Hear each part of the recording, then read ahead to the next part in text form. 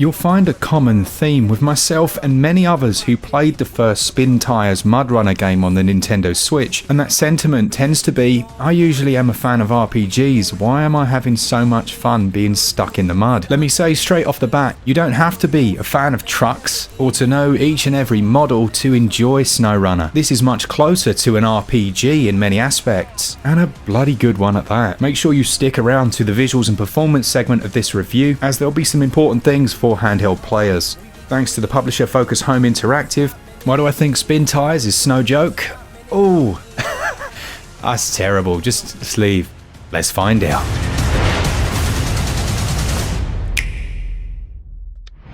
Now, while there's not a narrative in the traditional sense, each stage has its own story, with the first being flooded and filled with destruction, and many of the missions that you can undertake will be focused around this. Things like repairing damaged bridges, or removing vehicles from swamps, and the map itself reflects the devastation caused by the flooding. It was a really clever choice, and it gives real purpose to what you're doing. You'll also find the occasional impromptu mission, and they're given some text-based exposition to make them a touch more interesting. As far as gameplay and controls go then, despite its name, Snowrunner isn't set entirely in the snow. You can move on to the Alaskan map early on if you choose, but it's brutally challenging, and you won't have nearly the gear required to survive in that wilderness. And when I say survive, don't worry, you're not going to be starving to death frozen in the tundra, but you will be stuck in the snow, mud and ice, not able to get out because you don't have four-wheel drive yet. Just as with an RPG dotted throughout the landscape, you'll find different upgrades that you can apply to certain vehicles, and these are acquired in one of a few different ways. Sometimes they'll be hidden on the map and you'll be required to go and seek them out and search for them, and at other times you'll need to save up some of that cold hard cash and make the purchase that way. You can move freely between the three main map areas, but just as I've said, you'll be sticking predominantly to that first one if you want to be successful in the later areas. The Spintires series has always aired on the simulation end of the spectrum, but they have streamlined the control system. By holding one of the bumper buttons, you can manually shift to either automatic or a low gear, change between rear wheel and all-wheel drive if you've unlocked it, and if the game had one antagonist, it would be the wilderness itself. There is no such thing as a gentle drive down a country lane here, as you'll find yourself stuck in the mud and using the winch to pull yourself out, all the while trying to deliver your precious cargo. The missions that you undertake have a series of rewards based on how quickly and efficiently you can do them, but for most players you'll just be wanting to get there, and by no means is achieving that a sure thing. In total there are 40 different vehicles to unlock, and each of them can be completely upgraded and customized, as you can see from the beautiful pink SwitchUp mobile. You can deck them out with different decals and cosmetics, but there are a number of performance upgrades that you can make to them that will drastically change how you can navigate the landscapes. Now, of the hundreds of missions you can choose from, they've included a competition element as well, and these are essentially races. How quickly can you deliver your payload across to the other side of the map? Now, one slightly irritating aspect of this is particularly in the early stages of the game, as you're racing across the wilderness, and I use racing in the loosest sense of the word, you'll very often be hindered by the lack of a bridge or a missing area that you won't be able to traverse until you've actually completed and rebuilt it. Thankfully, if you do find yourself stuck in the middle of nowhere, you can recover your vehicle, but any cargo you were carrying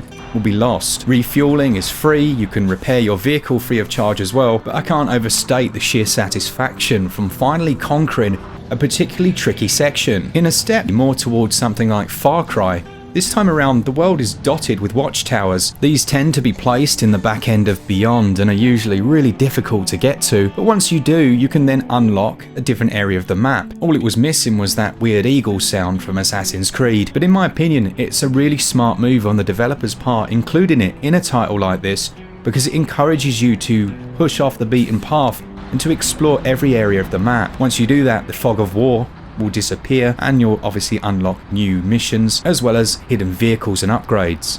When you factor in those upgrades and the different customizations that can be bought with the currency that you'll earn from the missions, it really does begin to feel like an RPG and that you're leveling up your characters. You can store a number of vehicles in the garage, and choosing the right one becomes vitally important. All of this is great solo, but it's even more fun online. Now unfortunately, Switch Corner and I had planned to capture some footage for this last night, but with the time difference I ended up falling asleep, and that was that. But you can play with up to 4 people online in co-op mode, so all of these things, as with the first Spintires game, can be done with friends or random strangers, and it's so compelling.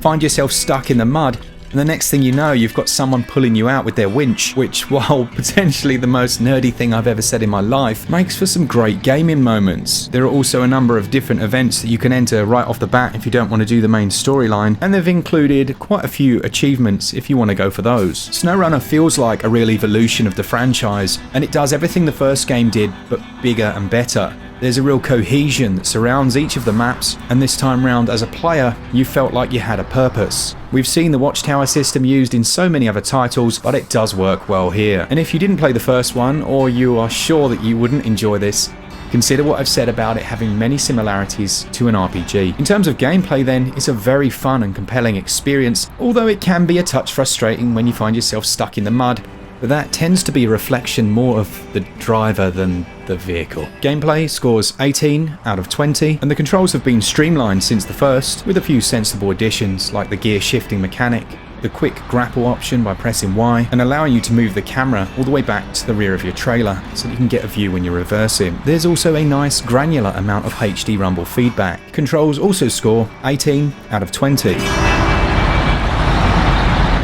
When I say the name Saber Interactive, you're going to know straight away that the port has been handled with care. Now that being said, it's a really difficult one. You have huge open areas with 0 load times, tons of foliage and greenery, and quite a few different particle effects in the forms of different weather systems, as well as other CPU intensive things such as destructible environments and realistic water physics. What this amounts to then is a game that runs well, but visually there are some downgrades. First up is the pop-in. As you move around, you will see a lot of pop-in in the form of bushes and shrubs rising up into view. That being said, they have kept the draw distance of some of the key items such as scenery and trees at a further distance, which means it looks better when it's running. The resolution seems to take quite a hit in docked and handheld, but it's not quite as noticeable on the small screen when you're playing in handheld. What is noticeable though is the text size. Now the default is very small indeed, and I didn't see an option to increase this, which is going to be an issue when you're trying to read your mission briefings and you're squinting at that screen. It's something they're going to have to consider in a patch. Thankfully, the developers have chosen to lock out the frame rate. It's capped at 30 and seems to maintain that almost all the time. Real-time shadows remain intact, although the resolution of these is pretty low, and texture quality also has taken a significant hit. There's a day-night cycle here as well, and the Alaskan map is certainly the star of the show visually. Something about the contrast of that pure white snow with the mud, it just looked great. When all said and done, I do think Saber made the right choice, opting for performance over all else on the Nintendo Switch, and it's still a real pleasure to play. The audio is carried across nicely.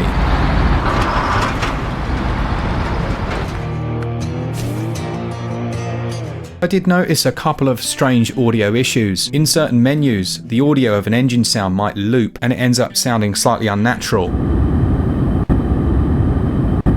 When you're out in the world, they sound great, with each of the 40 vehicles almost acoustically identical to their real-life counterparts. Musically speaking, there are a few original tracks here, although for the life of me I couldn't figure out how to turn on your radio. It seems like they play when they play, with the environments and your vehicle being the soundtrack for most of your experience. Visuals and performance then, score 15 out of 20. The resolution could do with a bump, and the handheld experience could be worked on as far as readability goes. Audio is excellent and scores 18 out of 20.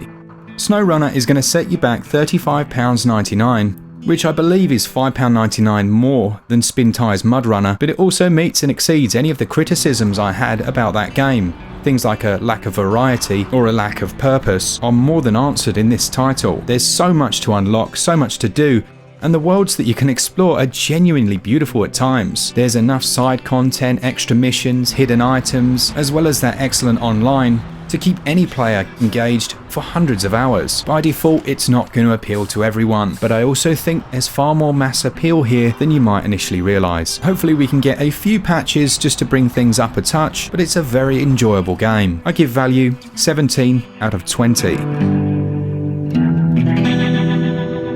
I knew what to expect going in, but my expectations were exceeded as far as gameplay goes. Snowrunner scores a SwitchUp score of 86%. Is this a title you're considering giving a shot? Did you play the first one and got equally addicted? And will you join me for some online action? Go join our Discord. I'm going to set up a little room so that we can be truckers together. For all things Switch, all the time, keep it Switch up. Cheers guys. See ya!